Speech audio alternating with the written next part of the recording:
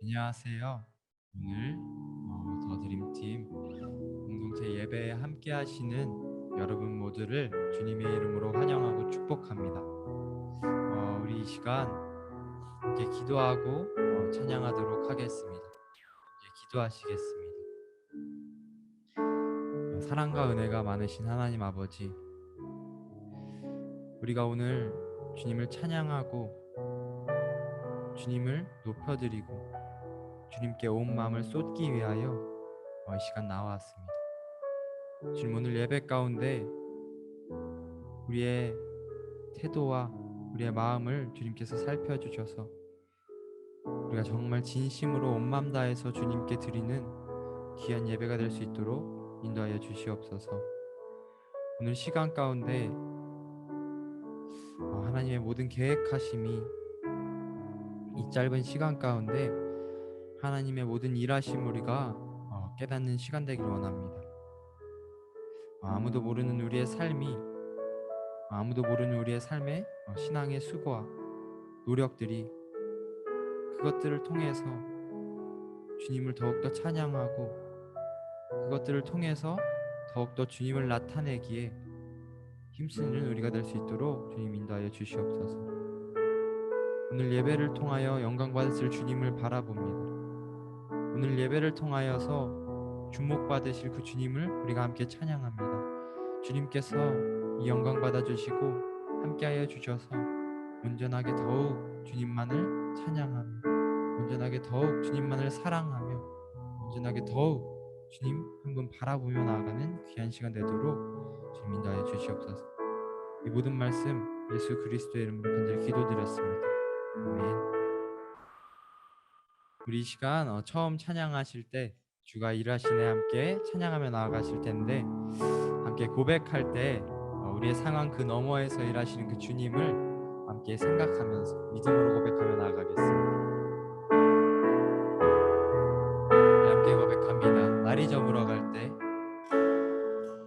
날이 저물어 갈 때, 빈들에서 걸을 때, 그때가 하나님의 때, 내 힘으로 안 될 때, 내 힘으로 안 될 때, 빈손으로 걸을 때, 내가 고백해 여호와의.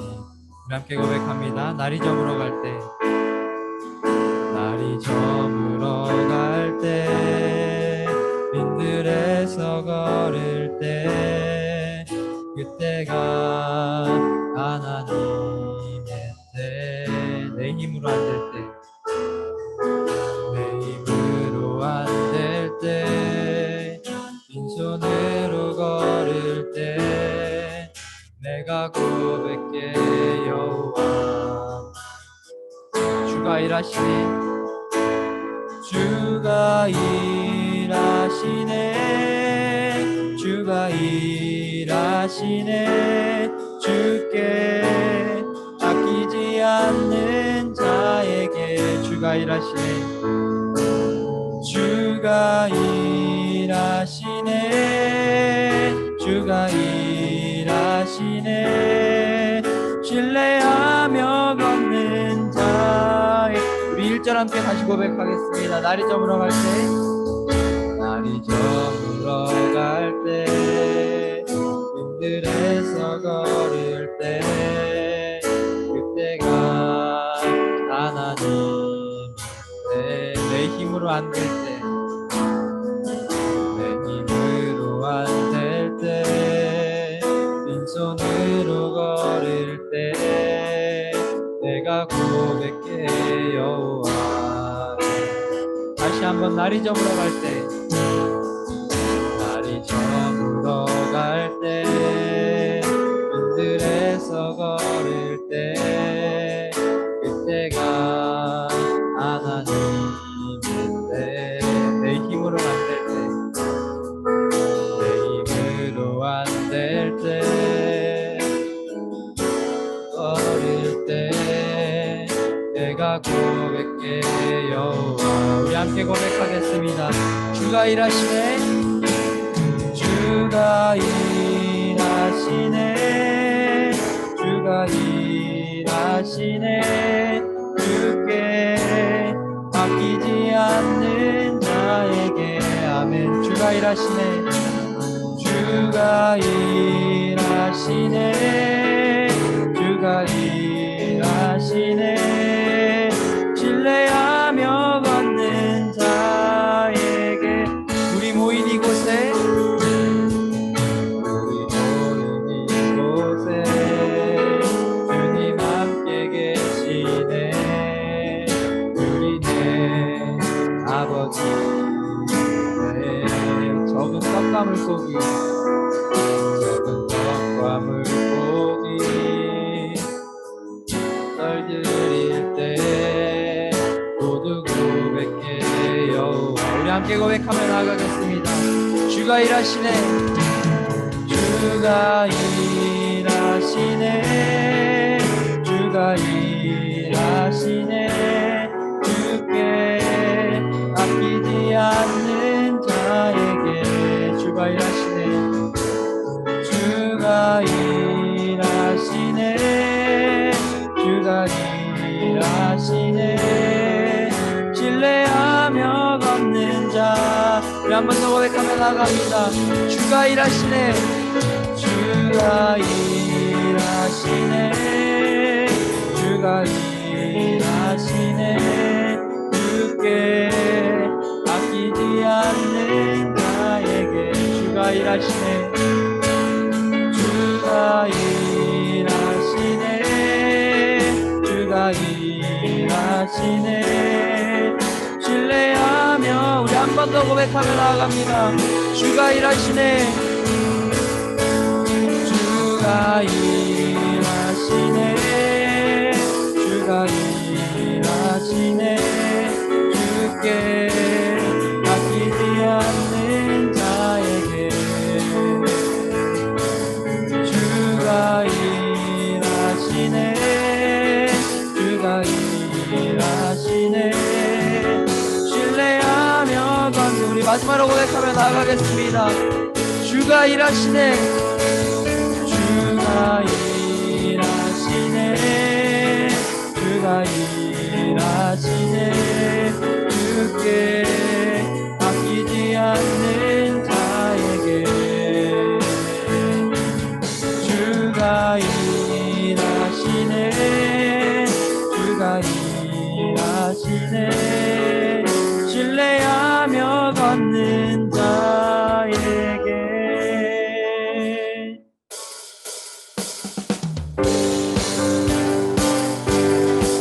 이 시간 주님께 호산나, 주님께 기쁜 마음으로 함께 찬양하며 나아가기 원합니다.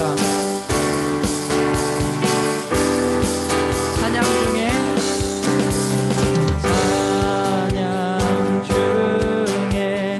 눈을 들어주는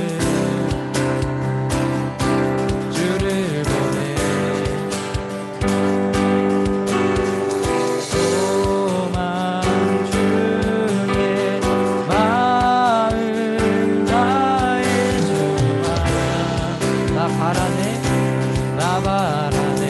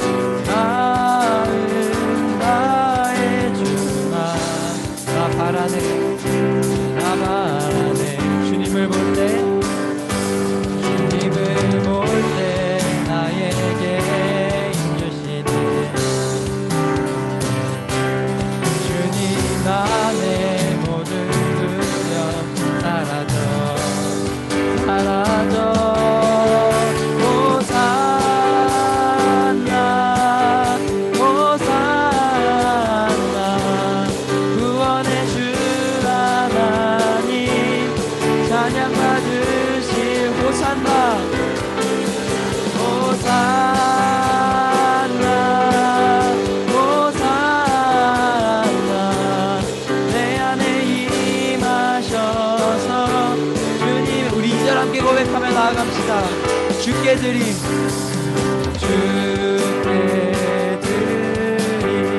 마음 반기도 들으소서 들으소서 주의 나라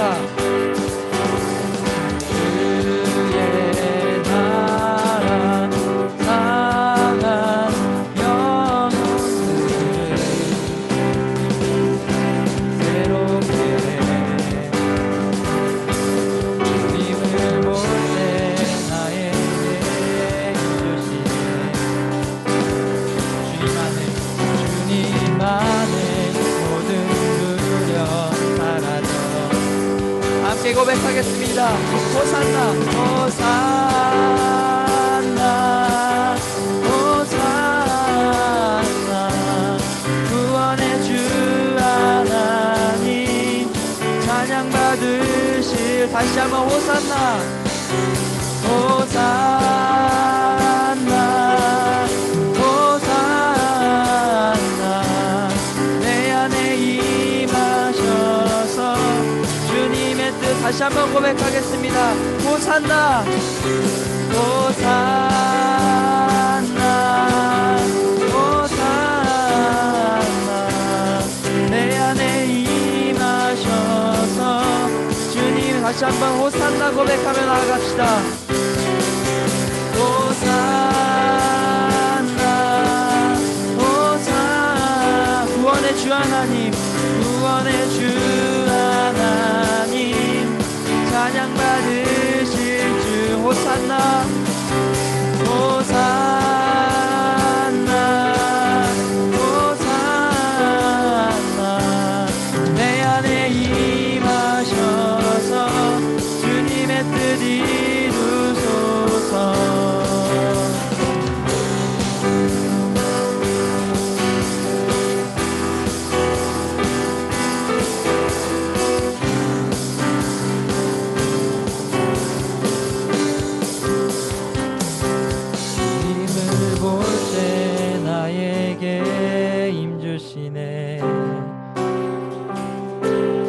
주님 안에 모든 두려움 사라져 다시 한번 주님을 볼 때 주님을 볼 때 나에게 힘주시네 주님 안에 모든 두려움 사라져 주님 안에 모든 두려움 사라져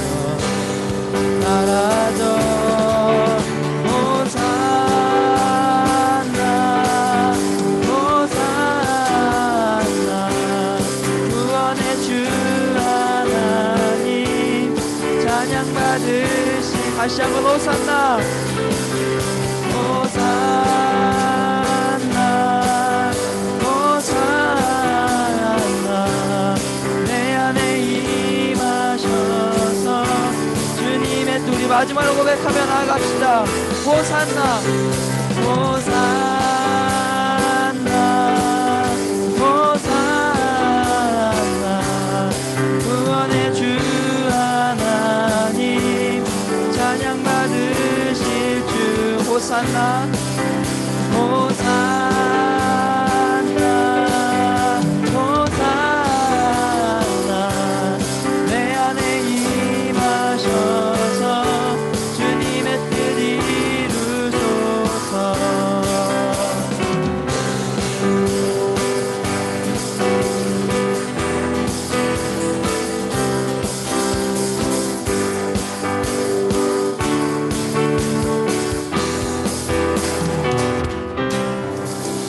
우리의 구원의 주 하나님 되신 주님께 영광의 박수 올려드리겠습니다.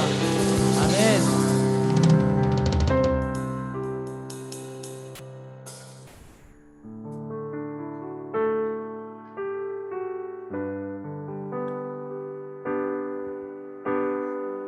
우리 이 시간 비준비하시니 함께 찬양할 건데요. 우리가 삶을 살아가다 보면 정말 많은 일들이 있어요. 정말 고될 때가 있고 힘들 때가 있고 또 어떨 땐 정말 기쁘고 또 어떨 땐 그저 그렇게 그냥 흘러보내는 시간들도 있습니다. 그 가운데 그리스도인인 우리는 우리가 우리가 만난 그 수많은 상황 속에서, 우리가 마주치는 그 수많은 일들 가운데서 무엇을 할 수 있을까라는 질문을 평소에 계속 하고 삽니다. 그런데 제가 이번 주에 레위기를 묵상하던 중에 정말 어렵고 지루한 그 내용 가운데 눈에 띄는 구절들이 있었어요. 그 법들이 쭉 설명되고 나면 항상 그 뒤에 나오는 한 구절이 있었습니다. 정말 뭐 성전을 어떻게 짓는지, 뭐 이것은 제사는 어떻게 드려야 하는지 아주 자세하고 상세하게 나와 있는 그 설명 뒤에는 나는 주다, 나는 주 너의 하나님이다 라는 이 고백이, 이 말씀이 써 있더라고요. 이게 처음에는 무슨 말인가, 처음엔 무슨 의미인가 이해가 가지 않았습니다. 이 법들과 하나님이 나의 주인인 것과 도대체 무슨 상관이 있는 거지? 그런데 제가 계속해서 생각하고 기도하고 이 말씀이 왜 써 있는지를 고민하다가 문득 깨달은 생각이 있어요. 우리는 정말 많은 것들을 만나고 많은 일들을 경험하고 살아갑니다. 이 법들도 보면 정말 많고 다양한 내용들을 담고 있어요. 그러나 그 결론은 항상 나는 주 너의 하나님이다, 나는 너의 주인이다 라는 이 내용을 보면서 정말 우리의 삶 가운데서도 정말 많고 기쁘고 슬프고 지치고 힘들고 때론 그저 그런 그 삶 가운데서도 그리스도인 우리가 해야 할 것은 하나님께서 우리의 주인 되신다는 것을 항상 기억하고 항상 생각하면서 살아가야 한다는 것을 깨달을 수 있었습니다. 우리 시간 그리스도인으로서 함께 찬양하실 때 이런 생각 가지고 함께 찬양하셨으면 좋겠어요. 우리는 그리스도인으로서 많은 상황과 일들을 만날 것입니다. 그러나 우리가 분명히 기억해야 할 것은 그런 상황 가운데서 그 상황을 통해서 하나님을 내가 주로 인정하고 하나님은 그런 나를 종으로서 나를 자녀로 삼으셨다는 그 사실을 함께 기억하시면서 찬송하시면 좋겠습니다.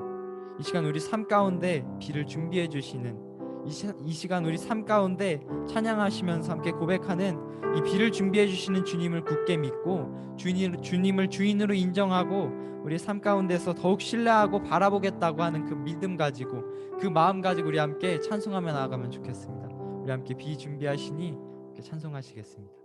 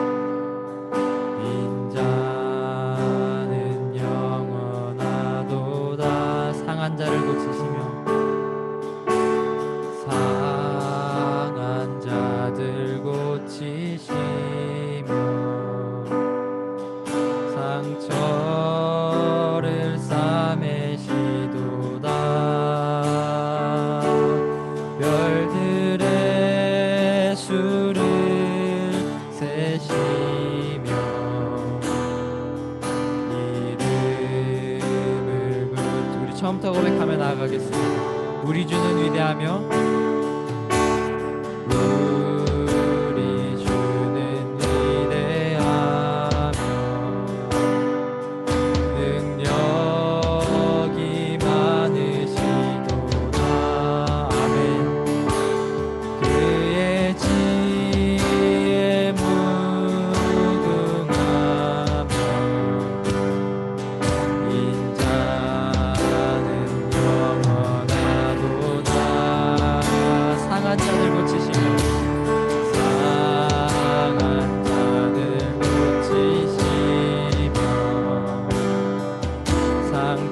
상처를 싸매시도다.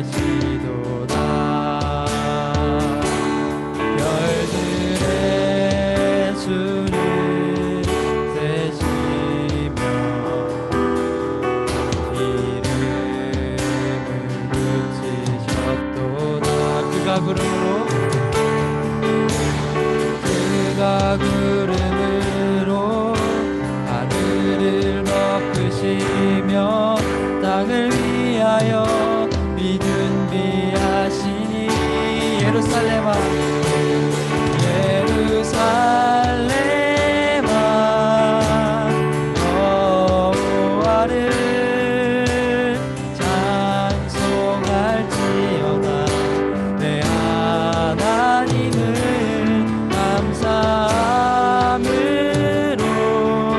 그 앞에 나가며 주임제 앞에 경배 우리 함께 고백하겠습니다. 예루살렘아 예루살렘아 여호와를 찬송할지어다 내 하나님을 감사함으로 그 앞에 나가며 주님대 앞에 우리 더욱더 큰 목소리로 주님께 고백하겠습니다. 예루살렘아 예루살렘아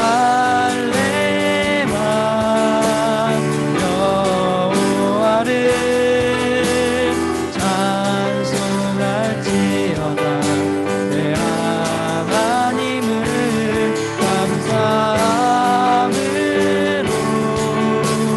감사함으로 주 앞에 나가며 주임제 앞에 경배 예루살렘아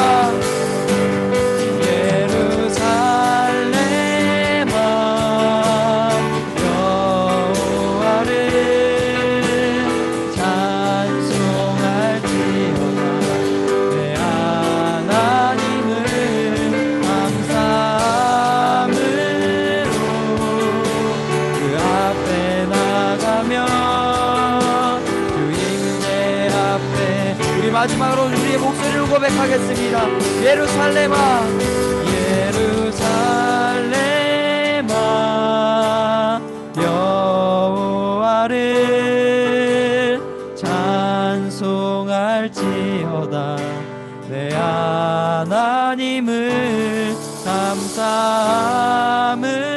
감사함으로 그 앞에 나가며 주임제 앞에 경배 우리 시간 기도 제목 놓고 함께 기도하기 원합니다. 하나님 아버지 우리는 삶의 많은 일들을 만나며 다양한 곳에 다양한 일에 연관되어서 살아갑니다. 그러나 우리는 주님 약하고 연약하여서 그런 것들의 시선을 뺏기고 그런 것들을 통하여서 더욱더 주님을 바라보지 못하는 경우가 생깁니다. 하나님 내 삶의 주인이라 고백하지 못하고 온전히 주님을 바라보지 못했던 내 모습을 주님 회개합니다. 주님 이 시간 간절히 바랍니다. 이 시간 간절히 바라오니 이 시간 함께 우리 기도하실 때에 주님 삶의 모든 순간을 통해서 내가 주님을 주인으로 인정하고 내가 주님을 찬양하고 주님께 영광 돌리기에 합당한 그런 내가 될 수 있게 해달라고 또한 내가 주님을 찬양하고 주님께 영광 돌리기에 합당한 사람 될 수 있게 나의 노력을 더욱더 할 수 있게 해달라고 지금 이 시간 주님께 간절히 의지하면서 주님을 주라 부르면서 우리 함께 고백하며 나아갑시다. 우리 함께 기도하시겠습니다. 사랑이 많으신 하나님 아버지 주님 이 시간 나는 주님께 간절히 고백합니다. 이 시간 나는 주님께 간절히 기도합니다.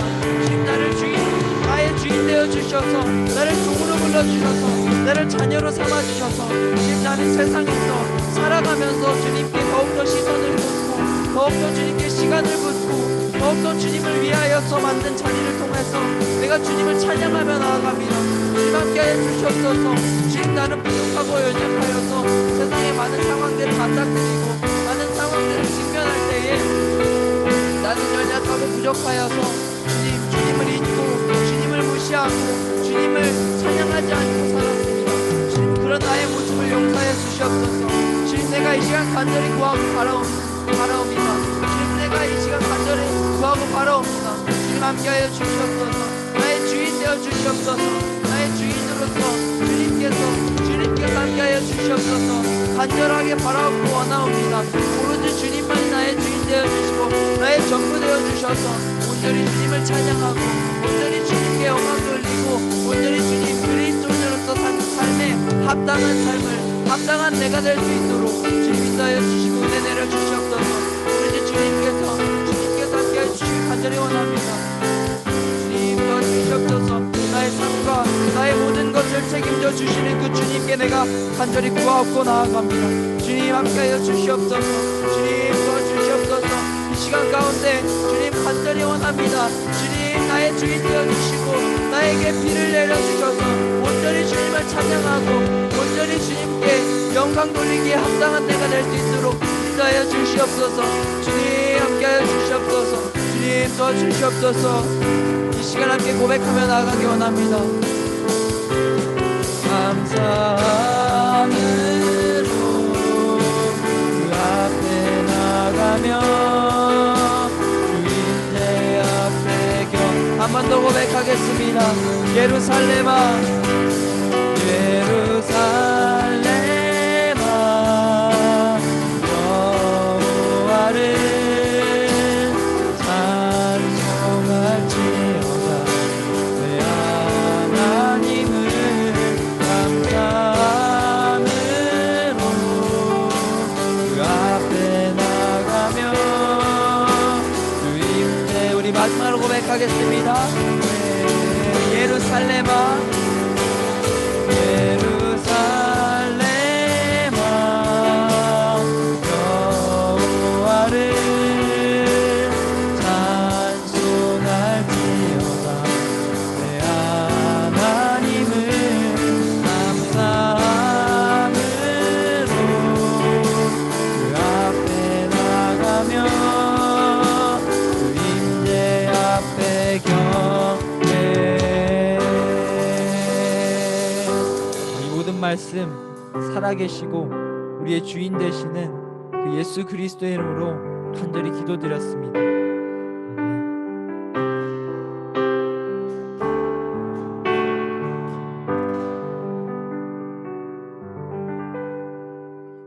이 시간 제가 말씀을 읽어드리겠습니다. 말씀 제목은 내가 믿고 있는 것은 이라는 제목이고요. 말씀은 사사기 16장 17절 말씀입니다. 제가 읽어드리겠습니다. 삼손이 진심을 드러내어 그에게 이르되 내 머리 위에는 삭도를 대지 아니하였나니 이는 내가 모태에서부터 하나님의 나시린이 되었음이라. 만일 내 머리가 밀리면 내 힘이 내게서 떠나고 나는 약해져서 다른 사람과 같으리라 하니라. 아멘. 이 시간 내가 믿고 있는 것은 이라는 제목으로 목사님 나오셔서 말씀 전해 주시겠습니다. 내가 믿고 있는 것은 이라는 주제를 가지고 전하려고 합니다. 이런 보통 우리는 예수님을 믿고 있는 것처럼 보이지만 사실은 예수를 바탕으로 다른 어떤 거를 더 기대하고 소망하는 그런 마음을 자꾸만 자리 잡고 살아가는 거 아세요? 우리가 믿는 구석이 있습니다. 항상 예수를 믿으면 예수를 믿은 그 어떤 믿은 구석이 나오는데 우리 보통의 삶에서는 예수를 믿는 구석이 나오는 게 아니라 내가 믿는 다른 지점의 구석이 항상 나온다라는 거죠. 그럼 제가 최근에 마이클 샌들의 공정하다라는 책을 읽게 됐는데 그 책을 제가 굉장히 편견 속에서 읽었던 것 같아요. 그 단어만 보면 느껴지죠. 공정하다는 착각. 저는 되게 편협하게 생각했던 것 같아요. 세상은 공정하지 않기 때문에 공정하지 않다라는 것으로 출발해야 한다. 그렇게 생각을 했어요. 근데 그 책을 읽다 보면서 이 삼손의 이야기가 자꾸만 떠오르는 겁니다. 그 책에 보면 이런 말이 있어요. 신학적으로 행함을 통한 구원이라는 생각, 능력주의적인 생각은 이미 배경에 깔려 있다고 봐야 한다. 가톨릭에서는 예식과 성례를 잘 지켜야 한다는 점에서, 유대교에서는 신의 율법을 잘 지키고 시나이산의 계명을 10계명을 잘 준수해야 한다는 점에서 그렇다. 이게 무슨 얘기냐면 이런 기독교에서 우리 유대교 혹은 기독교에서 말하는 이 믿음이라고 하는 정의가 대부분 잘 믿는데 그 믿는 것이 쉽게 어디로 빠져드냐면 자기 의를 내세우는 지점으로 빠져든다는 거죠.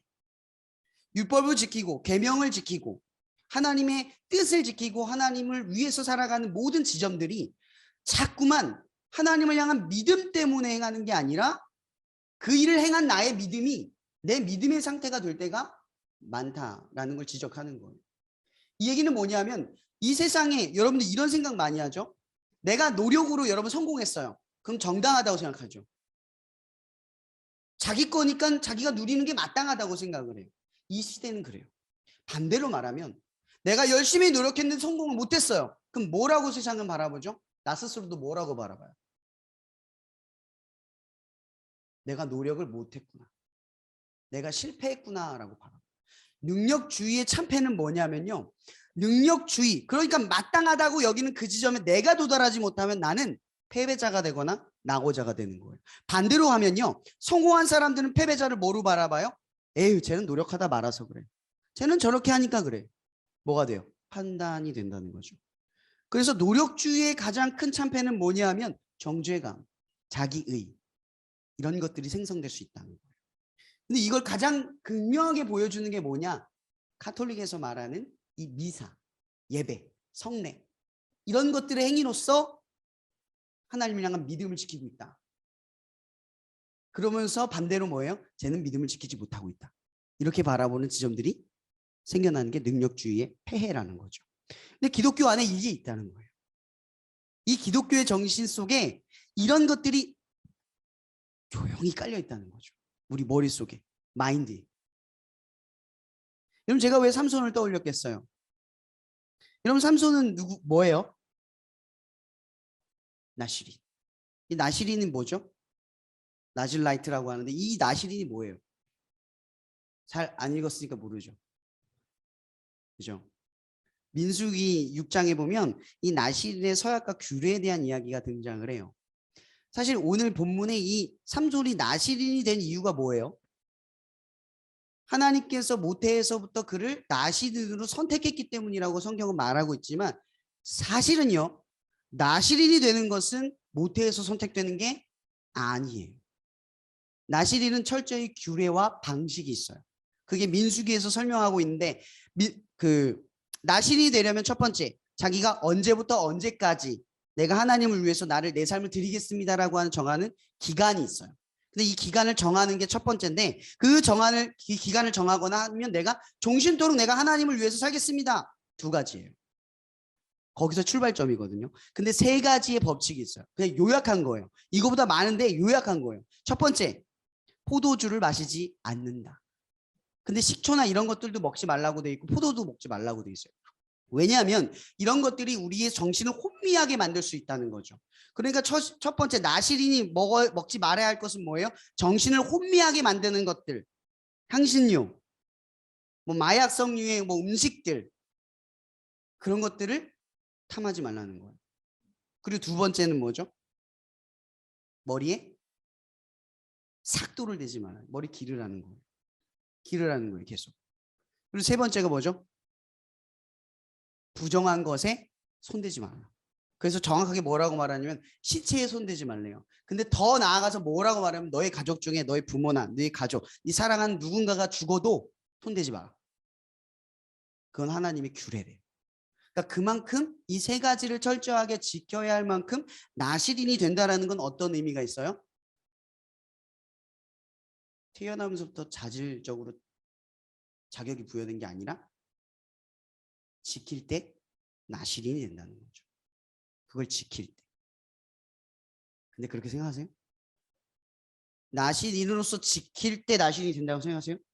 여러분들이 예수님을 믿는다, 내가 믿겠다 하는 그 순간부터 예수를 믿는 사람이 된다라고 생각하세요? 지점이 잘못됐죠. 내가 나시린으로서 이 규례를 지켰다, 지킨다 해서 나시린이 되는 게 아니죠. 이것을 지킴으로써 내가 이제 하나님과의 관계 속에서 살아간다가 나시린의 조건인 거예요. 왜냐하면 나시린의 규례는 또 다른 규례로 뭐가 되냐면 어겼을 때의 방식이 있어요. 이게는 뭐냐면 어겼을 때 다시 이 나시린의 규례를 회복해서 지킬 수 있도록 만드는 여러 가지 법칙이 또 부가적으로 설명이 되어 있어요. 그럼 여러분들도 똑같지 않아요?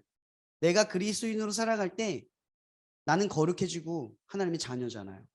근데 죄 짓고 나쁜 생각하고 여전히 하나님의 뜻이 하나님의 마음이 느껴지지 않는 나의 상태, 나의 계획대로 가는 여러분들의 삶이 있어요.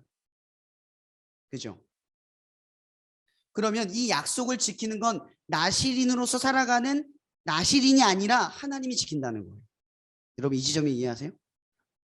하나님, 여러분들이 나 예수님, 하나님, 전 예수님 믿습니다 라는 말이, 그 선언이 내가 믿음을 가지고 이제 내가 주님을 위해 살겠습니다가 하나님이 지키는 지점이라고. 내가 지키는 게 아니라. 그때부터 하나님이 여러분의 약속을 지키는 거예요. 근데 우리는 내가 지키는 거로 생각하는 거죠. 애초에 제가 말하고 싶은 핵심은 이거예요. 삼손이 나실인이 된 것은 그의 어떤 자격과 조건이 애초부터 부여되지 않았고, 그리고 그것을 지킴으로써 나실이 된다는 게 아니라는 거예요. 그가 나실이 되는 건 하나님이 그 약속을 지키시는 분이기 때문인 거죠. 아멘. 그가 지켜도 하나님이 지키지 않으면 나실이 안 되는 거잖아요. 근데 하나님이 지키시는 분이니까, 신실하시고 변함이 없고 항상 그 자리에 계신 분이니까 우리는 그 약속을 신뢰할 수 있는 거죠. 나시인으로서 살아가기를 신뢰하는 거예요. 그리스도인으로 살아가기 신뢰하는 거죠. 왜 여러분들이 그리스도인이 됩니까? 아까 애초에 뭐라고 말했죠? 우리의 믿는 구석이 예수님이기 때문에. 그분은 항상 그 자리에 있고, 그 사람의 가르침은 항상 변화가 없고, 그분이 우리를 하신 일은 앞으로도 계속 동일한 일을 하실 분이기 때문인 거죠. 그분은 변하는 가치가 아니기 때문에 우리가 신뢰할 수 있는 거예요. 약속을 끝까지 지키는 건 상대가 변하지 않기 때문 아닌가요? 내가 예찬이와 약속을 했는데 내가 약속을 자꾸 어기면 예찬이는 여기겠죠. 목사님도 그런데 뭐. 여러분, 제가 여러분들과의 관계 속에서 자꾸 내가 신앙의 규칙을 내 스스로가 어기면 여러분들 어떻게 살겠어요? 아, 목사님도 저러는데 뭐. 이 정도는 괜찮나 봐. 그럼 점점 흐트러지지 않겠어요? 그럼 나실인이 된다는 정확한 기준은 나신의 규칙 때문에 나신이 되는 게 아니라 하나님이 계시기 때문에 나신이 된다는 거죠. 근데 우리는 이 나신이라는 것을 어떻게 생각하느냐? 우월주의, 능력주의에 빠져든다는 거예요. 지킨다, 지켜서 된다, 지켜야 한다. 그게 여러분들이 믿음이 된다는 거예요. 예수를 믿는 게 아니라, 예수를 정확하게 그 대상적으로 믿는 게 아니라 예수를 믿는, 믿음을 믿는 구석으로 삼는다 라는 걸 여러분들에게 지적하려는 거예요. 그건 믿음이 아니죠. 우리의 믿음은 믿는 일이 아니라 예수예요. 정확하게 예수를 믿을 때만 믿음인 거예요. 예수를 믿고 행동하고, 예수를 알고 행동하고, 예수께 묻고 행동하는 것이 믿음인 거죠.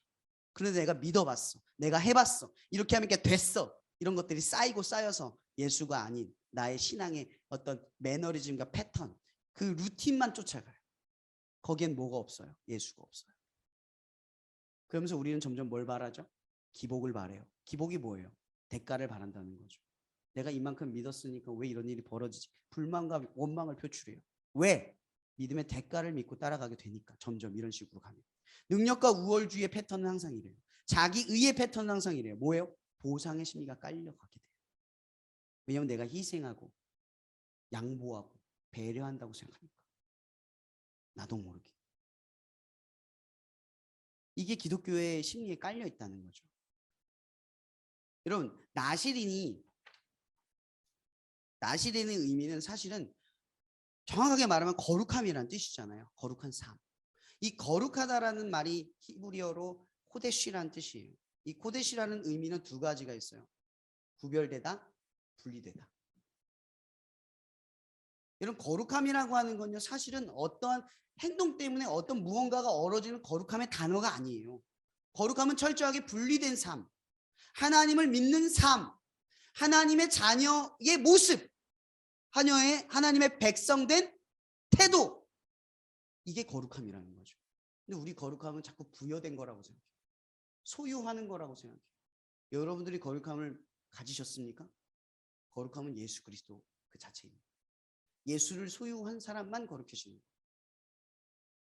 믿음을 갖는다는 그 믿음이 우리를 거룩하게 하는 게 아니라는 거예요.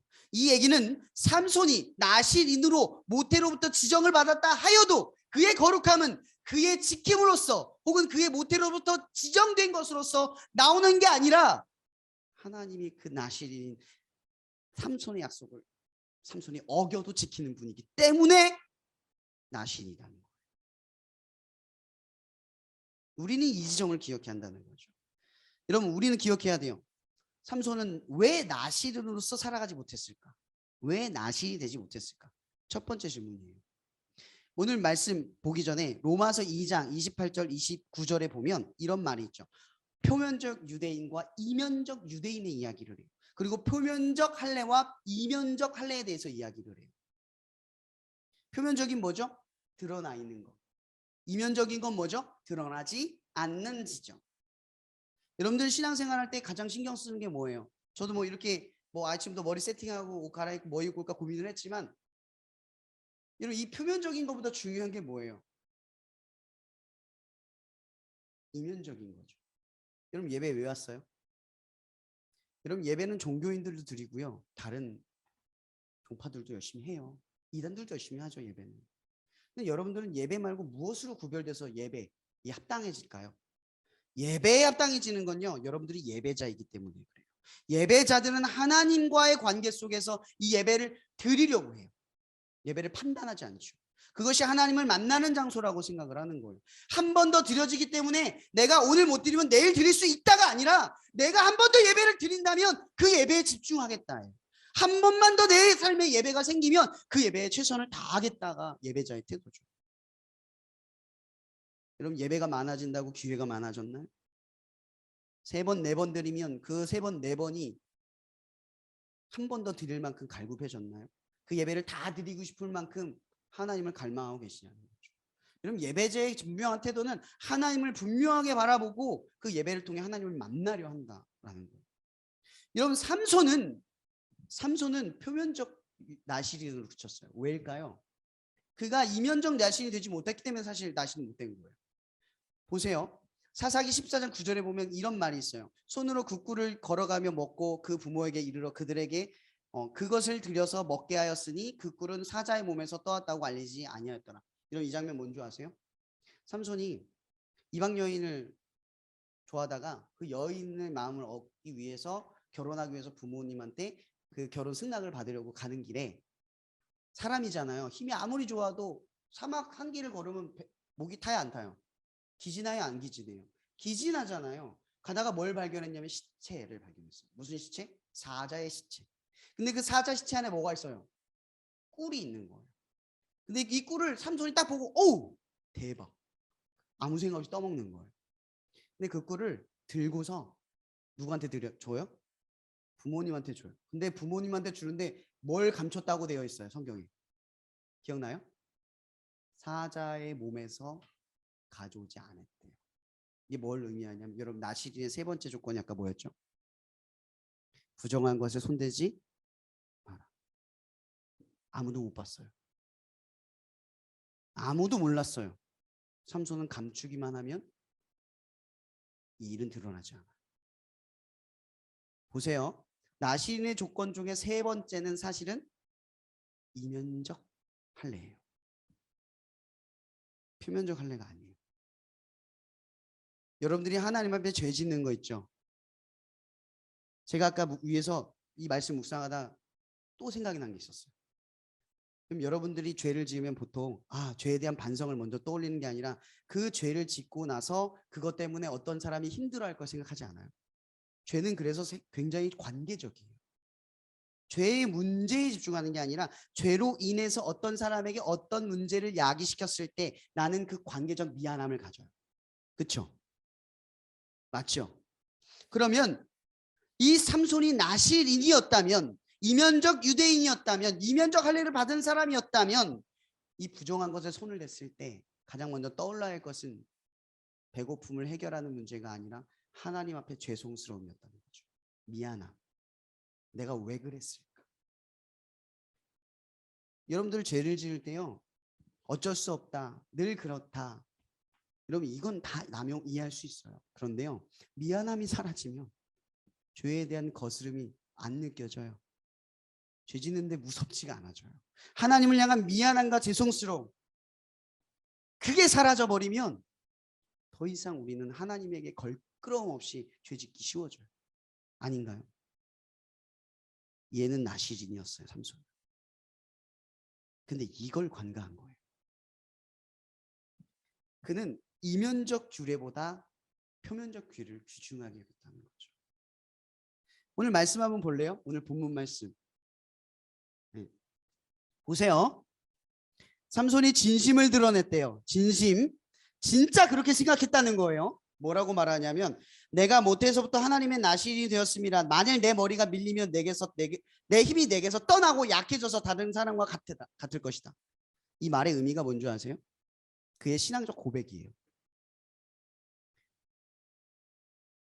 여러분 그 삼손이 뭘 지킨 건 줄 아세요? 목숨 걸고 지킨 거 딱 하나예요. 뭐예요? 두 번째 규례. 삭도를 대지 않는 거. 이 삭도를 대지 않는 게 뭐예요? 삭도를 대지 않는 게 뭐예요? 표면적 규례라는 거죠. 다른 사람들의 보기에 나는 나시인으로서 살아간다를 보여주는 지점만 삼손은 지킨 거예요. 근데 뭘 안 지킨 거죠? 보여지지 않는 면은 깡그리 무시했어요. 이 얘기는 뭐냐면 하나님과의 신앙적, 종교적 행동은 거룩하게 행동을 했지만 하나님의 관계 속에서 살아간 게 아니라 하나님 밖에서 하나님과 관계없는 예배자처럼 살아가고 있었던 거죠. 이 얼마나 끔찍한 얘기인 줄 아세요? 여러분 우리 한번 생각해 보세요. 3상 16장 7절에 분명히 우리 이 말씀 기억해요. 하나님은 외모를 보는 게 아니라 중심을 본다고 했죠. 여러분 중심은 마음을 말하는 게 아니에요. 그 중심, 그러니까 여러분들의 마음의 중심에 뭐가 있느냐 그걸 본다는 거죠. 하나님의 자리가 있느냐 그걸 판단하신다는 거예요. 언제든지 그 자리를 내어줄 그 지점을 따로 떼어놨느냐 구별되어 냈느냐 그걸 말하는 거예요. 삼손은 그게 없는 거예요. 하나님을 위해 떼어놓은 지점이 없어요. 자기로 가득 차 있어요. 사실은 하나님께서 힘을 주신 이 머리를 자르지 않아서라고 말하지만 앞에 뭐라고 해요? 내가 하나님의 뭐예요? 사람으로. 모태로부터 하나님의 사람으로. 그래서 이 힘은 내 거예요. 삼손의 지금 머릿속에는요, 이 힘은 내 거인 거예요. 하나님이 걷어가실 게 아니라 내게 준 거예요. 왜? 내가 나실인으로서 살아갔으니까. 난 나실인으로서 태어났으니까. 난 거룩하고 구별됐으니까. 사람들이 나를 그렇게 생각하고 있으니까. 근데 우리도 그렇게 생각하지 않아요? 예수 믿는다고, 교회 다닌다고, 예배 드린다고, 기도하고 있다고. 그것만으로 우리는 우리 스스로 나는 잘하고 있다. 하나님 안에 있다. 이렇게 생각해요. 근데 진짜 그리스도인들은요. 예배를 드리는 중에서도 하나님과 커넥팅되지 않는 지점에 아파하고 기도를 하는 중에서도 하나님의 응답이 들리지 않고 내 말이 하나님이 원하지 않는 기도로 튀어지는 것에 아파요. 아닌가요? 우리는 표면적 규례도 신경 쓰지만 이면적 규례에 더 집중을 하고 생각을 한다는 거죠. 그러면 삼손이 왜 완벽한 나실이 되지 못했을까? 우리가 생각하는 건 딱 하나예요. 그는 보여지는 면에서가 아닌 보여지지 않는 면에서 무너졌기 때문인 거죠. 여러분 무너짐은요. 겉으로 무너지는 게 아니에요. 속에서 무너지는 거죠. 신앙의 속에서부터 무너지는 게 곧 겉으로 드러나는 거예요. 그럼 여러분 신앙적으로 우리가 가장 신경 써야 될 것은 외모가 아니라 우리 안이라는 거예요. 우리 상태. 그리고 사람들이 알아채는 지적받는 그 지점이 아니라 내 마음의 거짓된 동기, 거짓된 생각, 불순한 동기, 의문스러운 생각과 마음 거기에 있다는 거죠. 네, 두 번째 질문. 무엇이 그러면 삼손을 나실인이 되게 했을까? 계속 얘기했죠. 삼손은 지금 자기가 나실인이 된 이유가 진심으로 말하는 거예요. 진심으로. 내 머리가 밀리면 내 힘이 내게서 떠나고 나는 약해서 다른 사람과 같을 것이다. 진심으로 그렇게 생각했어요. 삼손 진짜 그렇게 생각했어요. 그 힘이 머리를 자르지 않았기 때문에. 근데 맞아요? 맞아요? 삼손의 힘은 하나님으로부터 나오는 건데 삼손은 지금 머리가 잘리면 힘이 없다고 말하고 있어요. 하나님으로부터 온 걸 자기가 지켰기 때문에 있는 거라고 생각합니다. 교회도 똑같아요. 세상에 살아가는 여러분도 같아요. 내가 노력했으니까, 내가 열심히 살았으니까, 내가 고생했으니까. 여러분 이런 말이 있어요.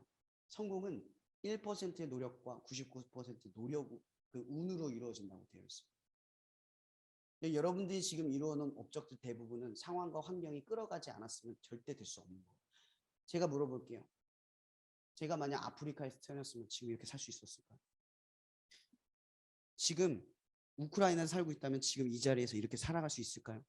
아무리 똑똑하고 대단해도 우리는 환경 안에서 이 운 속에서 랜덤으로 살아가고 있어요. 여러분, 만약 이 랜덤 속에서 우리가 살아가는데 이 노력과 성취 속에서 이뤄가는 것이 나의 1%밖에 되지 않으면 우리는 생각해야 돼요. 내가 얻은 건 내 것이 아니라 주어진 것이다. 지금 삼손에게 주어진 힘은 삼손의 것이 아니라 하나님께서 그를 왜 힘을 줬느냐의 문제에서 관심을 가졌어야 돼요. 삼손은 생각해야죠. 왜 내게 힘이 있을까? 왜 이걸 주셨을까? 이게 올바른 생각이에요. 그리스도인들의 올바른 생각은 여기서부터 나오는 거예요. 내가 노력했으니까 이건 내 거야. 내가 고생했으니까 이 정도는 내가 누려도 되지 않아? 왜 간섭이야? 내 건데. 정말 여러분들의 것입니까? 조금 더 갖고 조금 더 잃었다면 그건 하나님이 이끄시고 부어주신 거예요. 갑자기 건강을 잃으면 모두 잃을 것들에 불과한 것들이에요. 갑자기 죽음에 이르면 아무것도 아닌 것에 불과한 것들이에요. 근데 우리는 그 별 볼 일 없는 걸 내 것처럼 여기고 살아간다는 거죠. 하나님을 위해서 고민하지 않아요. 왜 내게 돈이 있을까? 내가 왜 이런 여유가 있을까? 내게 왜 이런 힘이 있을까? 내게 왜 이런 말을 잘하는 지혜가 있을까? 내게 왜 이렇게 묵상하고 이런 남들과 다른 이런 지점이 있을까? 그게 남들보다 나아서라고 생각하죠. 내가 열심히 성경 읽고 공부하고 노력했기 때문이라고 생각한다는 거죠. 아니, 하나님이 그걸 주신 이유는 분명히 이유가 있어요. 에베소 2장 8절에 보면 이렇게 말하죠. 너희는 그 은혜로 인하여 믿음으로 말미암아 구원을 받았으니 이것은 너희에게 난 것이 아니요 하나님의 선물이다. 선물이라는 건 그냥 풀어보지 않으면 뭔지 몰라요.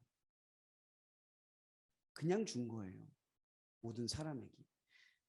제가 예전에도 그런 얘기했죠. 믿는 사람한테 예수님이 믿는 사람을 위해서 죽었어요? 예수님 왜 죽으셨어요? 모든 사람들을 위해서 죽은 거예요. 믿는 우리를 위해서 죽은 게 아니라 교회만을 위해서 죽은 게 아니라 모든 사람을 위해서 죽었다고. 그래서 여러분들이 믿는 건 내게 아니라 다른 사람에게 전해야 할 사명으로 주어지는 거예요. 모든 사람의 것이니까. 하나님의 의도는 분명히 그랬으니까. 근데 우리는 어떻게 살아가요? 남들이 부담스러워할까 봐. 조금 부끄럽고 수치스러워서 주저주저 하다가 그 기회를 다 놓쳐버려요. 그게 맞나요? 어떤 사람이 내일 죽을지 모르는 그 삶 속에 살아가는데 이 복음을 지금 이 순간 전하지 않아야 될 그 갈급함과 간구함이 우리에게 왜 없나요? 삼손은 그랬다는 거죠. 힘이 있는데 아무것도 하지 않아요. 아무것도 하지 않고 그냥 그 힘을 가지고 살아간다는 거죠. 우리는 인생을 그렇게 낭비한다는 거예요. 여러분, 무엇이 삼손을 나신이 되겠습니까? 무엇이 삼손이 나신을 되겠어요? 무엇이 우리를 그리스도인 되게 했습니까? 그게 핵심이에요. 삼손은 다 내 것이라고 생각했어요. 머리를 자르지 않았기 때문에 나는 나실이냐라고 생각했다는 거죠. 여러분들은 스스로를 왜 그리스도인이라고 생각합니까? 오늘 예배의 자리에 있기 때문에 그리스도인이라고 생각합니까? 내가 성경을 조금 알고 신앙적 연력이 좀 있고 좀 배워서 그것이 여러분들의 믿을 구석이 된 건 아닙니까? 삼손처럼. 그리고 세 번째 질문. 나신이 된다는 것은 어떤 의미입니까? 앞서 언급했다시피 복음은 능력주의를 표방하지 않았습니다. 그럼에도 우리는 능력주의 속에 살아가죠. 삼손은 나신으로서 선택받았기에 엄청난 힘을 부여받았지만 그것이 구별된 사람의 모습의 결정체라고 우리에게 말하지 않는다는 거예요. 왜? 삼손은 결국 그 힘 때문에 죽었어요. 애초에 삼손의 힘은 그의 것도 아니고 하나님의 부여하신 것이라고 성경은 말하고 있는 거예요. 또한 그의 힘은 특별한 사명 때문에 주어진 거죠.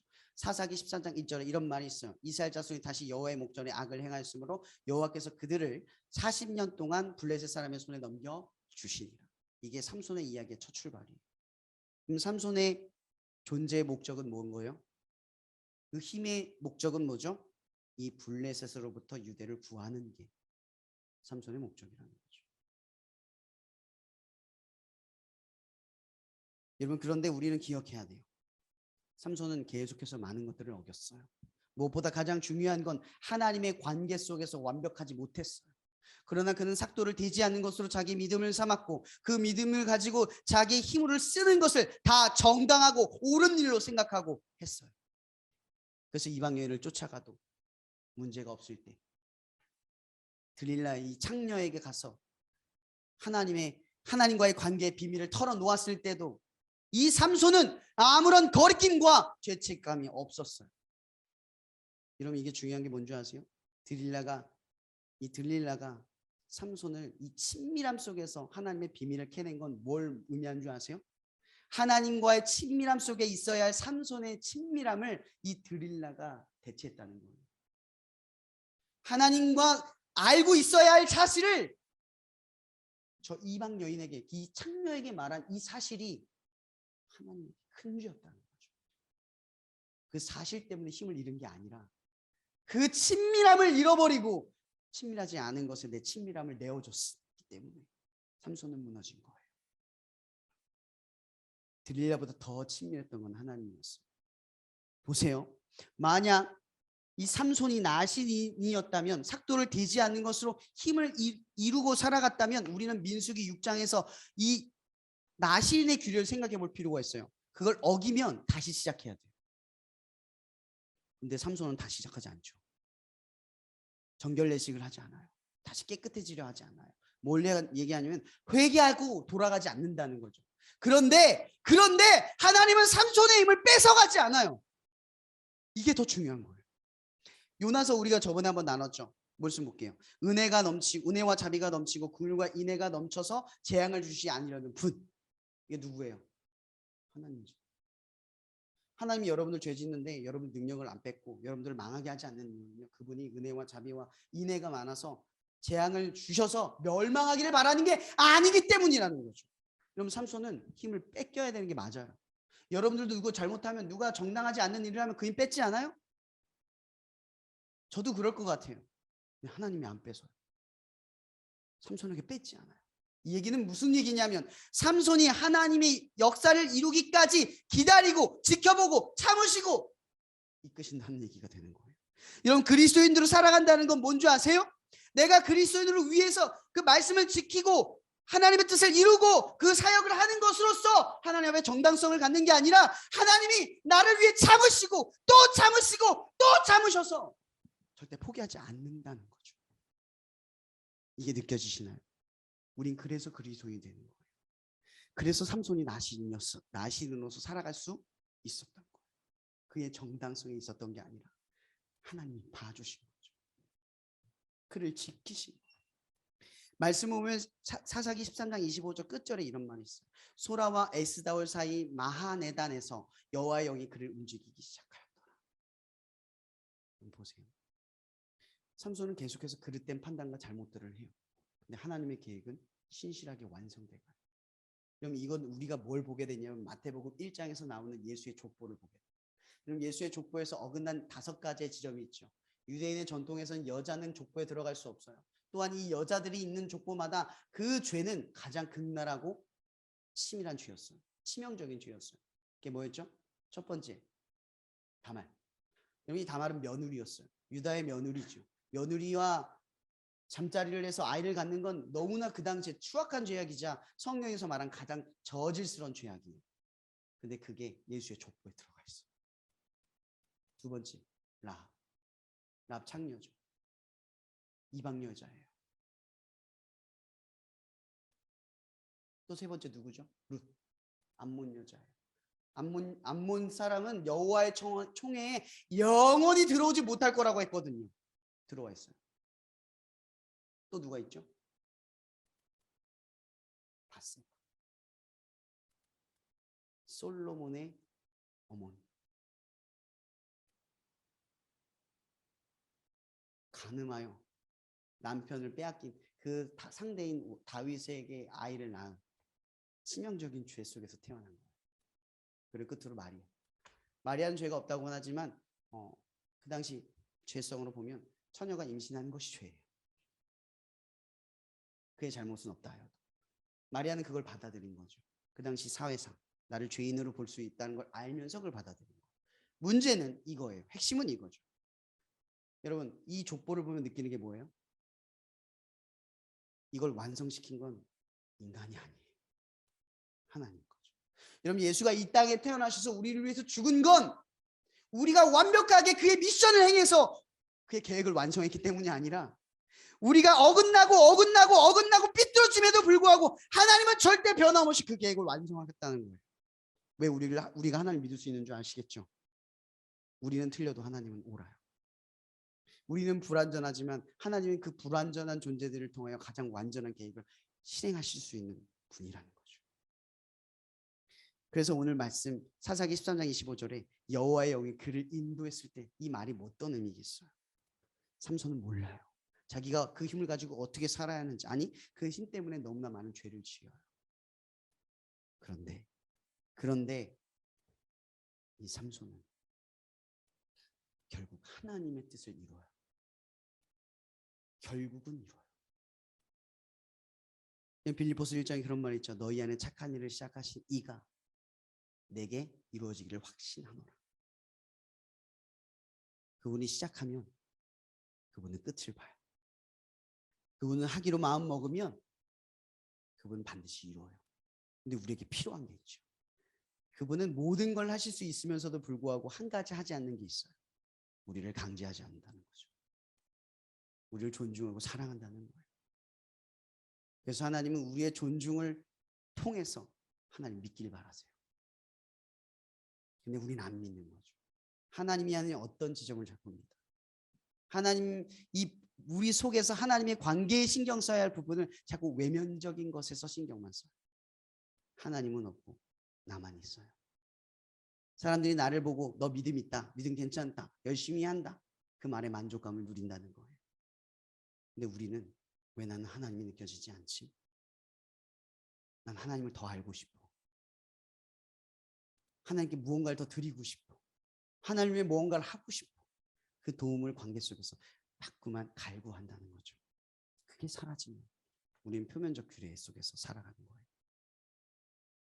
그러나 우리가 기억할 것은 이 구별된다, 나시르노 구별된다라는 것의 의미는, 그리스도인으로 구별된다라는 의미는 하나님이 여러분들과 하신 약속을 완성하실 거라는 거죠. 이게 나시린의 축복이에요. 우리는 불완전하고 망가뜨릴 거예요. 근데 하나님은요, 우리가 지키지 못한 약속을 우리에게 약속을 지키실 거예요. 그래서 우리에게 필요한 건 뭐죠? 믿음이에요. 누굴 믿는 거죠? 예수만 믿는 거예요. 예수만 믿는 거예요. 내가 나시린이 된 건 아무 상관이 없어요. 내가 그리스도인이 된 건 아무 상관이 없어요. 여러분들이 믿는 건 예수예요. 조금 틀리고 무너져도요, 예수 믿으면 돼요. 해변처럼 느껴져도요, 그냥 예수 믿으면 돼요. 안 돼도요, 예수만 믿으면 돼요. 왜? 나는 망가져도 하나님은 완성하실 거니까. 지금 당장 망한 거는 망한 게 아니라 하나님이 계획 중에 계신 거예요. 그래서 우리에게 뭐가 필요하죠? 믿음. 믿음이 필요하다는 거죠. 그럼 나시르노 살아간다는 건 단지 탁월함과 실력만으로 나가는 것이 아닙니다. 우리는 이러한 기복신앙을 쫓아 능력주의에 심취해서는 안 돼요. 근데 보세요. 여러분들 보통 하나님 앞에 기도할 때 뭐라고 말하죠? 하나님, 이 일을 위해서 재정을 채워주세요. 능력을 주세요. 지혜를 주세요라고만 말해요. 근데 우리에게 정작 필요한 건 능력과 힘이 아니라고 오늘 이 삼손의 이야기에서 말하는 거예요. 힘이 필요한 게 아니라 뭐가 필요해요? 믿음이 필요한 거예요. 근데 우리는 자꾸 힘을 바래요. 하나님의 능력만 바래요. 도움만 달래요. 체험만 달래요. 근데 믿음은 없어요. 하나님을 못 믿으니까 능력 달라는 거 아니에요? 하나님이 안 믿겨지니까 재정부터 채워주자는 거잖아요. 하나님이 안 믿어지니까 상황부터 뚫어달라는 거잖아요. 믿음을 가지면 상황을 뚫어야죠. 믿음을 가지면 재정 없이도 시작해야죠. 근데 우리는 자꾸 어떻게 살아가요? 믿음으로 살아가는 게 아니라 힘을 구하며 살아간다는 거죠. 여러분, 조금 다른가요? 여러분, 많은 그리스도인들은 삼손과 같이 힘을 바랍니다. 그러나 세상을 바꾼 힘은 십자가에서 죽으신 예수 그리스도예요. 결국 삼손이 어떻게 죽었습니까? 두 돌기둥에 묶어 자기를 희생하여 하나님의 역사를 완성했습니다. 그럼 삼손의 이야기는 누구를 예표하신지 알겠어요? 세상 바꾸는 힘은 힘이 아니라 죽음이라는 거죠. 그게 삼손의 이야기예요.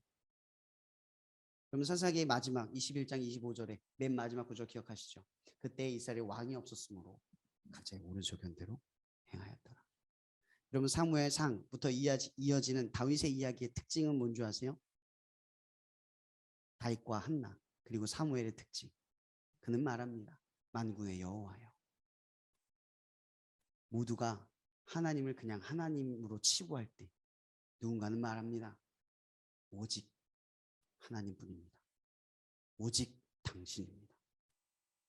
여러분들은 이 세상을 살아갈 때 오직 예수 그리스도뿐입니다. 라고 말할 용기가 필요합니다. 어떤 일을 할 때에도 나는 예수 그리스도가 필요합니다. 라는 용기가 필요합니다. 이 시대는 너무나 많은 이 포스트 모더니즘적인 다양함 속에서 무엇이 진리인지 무엇이 옳은 길인지 신앙조차도 이게 옳은지 저게 맞는지도 구분하기 어려운 이 세상 속에서 우리가 분명하게 할 수 있는 일은 딱 하나입니다. 예수 그리스도뿐입니다. 나를 구원할 분은 예수 그리스도뿐입니다. 당신이 아니면 나는 길이 없습니다. 이게 우리가 가질 유일한 진리라는 거죠. 그럼 진리라는 건요 굉장히 쉽습니다. 복잡한 걸 다 떼놓고 단순한 하나를 붙들면 뭐가 명확하게 남는지 보입니다. 그게 진리입니다. 여러분 진리를 붙들고 따라가길 바랍니다. 마태복음 16장 24절에 예수님 말합니다. 누군지 나를 따라오려거든 자기를 부인하고 자기 십자가를 지고 나를 따를 것이라. 가장 중요한 것은 죽는 것입니다. 삼손은 결국 죽어서 하나님의 뜻을 이뤘고 하나님의 영광을 드러냈습니다. 그리스도인들이 하나님께 영광을 드러내고 보일 수 있는 방법이 뭡니까? 나를 죽이고 나를 낮추고 나를 제한하고 인내하고 절제 않은 것에서 하나님의 영광이 드러난다라는 겁니다. 여러분 기억하십시오. 나시로 살아가는 건 하나님의 방식대로 살아가기를 결단하는 겁니다. 하나님의 방식대로 살아간다라는 건 종교적인 게 아니라 하나님의 관계 속에서 변하지 않는 신실한 사랑을 의지하며 내가 그리스도인을 포기하지 않고 매일매일을 동일한 길로 도전적인 길로 걸어가기를 결단한다라는 겁니다. 그리고 이 시간 결단합시다. 여러분들은 그리스도인입니다. 나는 그리스도인입니다. 무엇으로부터? 하나님의 변하지 않는 신실한 약속으로부터. 기도하겠습니다. 사랑해 주님 감사합니다. 이 시간 우리가 말씀을 나누고 또 이렇게 찬양을 하며 하나님 앞에 나아갑니다.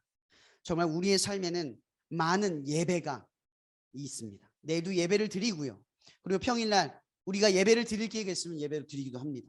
그러나 우리는 이 수많은 예배의 계획 속에서 너무나 많은 예배가 우리의 삶에 있다고 해서 그 예배를 미루고 있는 것은 아닌가 생각해 보게 됩니다. 코로나 때는 한 번이라도 모이기를 바랬던 그 간절함이 있었는데 지금은 이 예배를 평가하고 저 예배를 평가하느라 우리는 하나님을 바라보는 예배자가 아니라 그냥 예배를 드리는 사람으로 멈춰 서버렸던 우리들의 현실을 바라보게 됩니다. 하나님, 나는 예배자입니다. 하나님을 신경 쓰고 하나님께 드리기에 쓰고 또한 드리기 위한 삶을 살아가고 드리기 위한 무언가를 해내려고 하는 예배자입니다.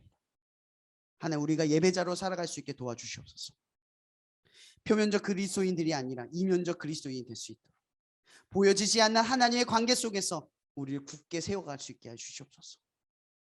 또한 우리의 표면적인 말씀을 읽고 기도를 하고 예배를 드리는 우리의 신실한 태도로부터 더 완성되게 하여 주시옵소서. 모든 것을 주님께 의탁하오며 살아계신 예수 그리스도의 이름으로 기도합니다. 네, 오늘 말씀 너무 감사드리고 그리고 오늘 예배는 이렇게 끝나고요. 몇 가지 광고 말씀드릴게.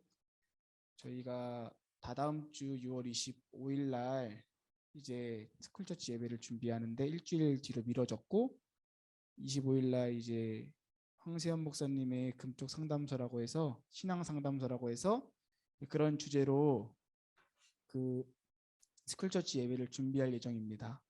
그때는 이제 방학 기간이기도 하고 여러분들도 충분히 많이 오실 테니까 직접 많이 참여해 주셔가지고 또 아이들과 즐겁게 시간 보내시면 좋겠고 또한 바라크 집회를 위한 기도회가 월화수목금 매일 지속하고 기도하고 있습니다.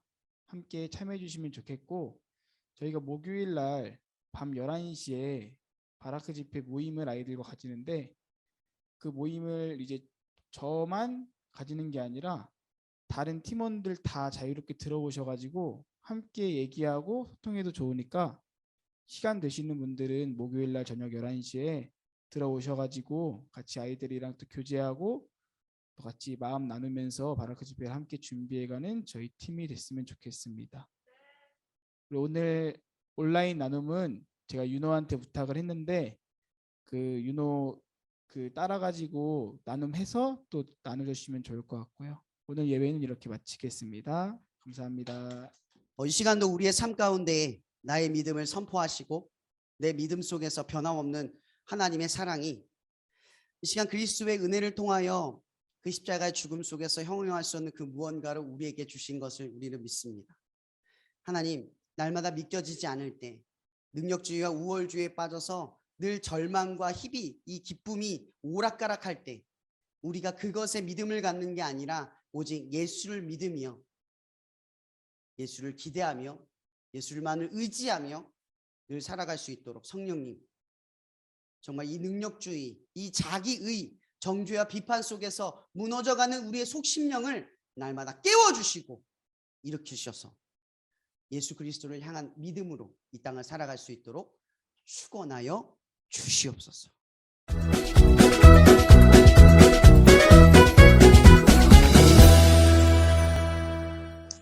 화이팅! 안녕. 화이팅! 윤호야, 화이팅!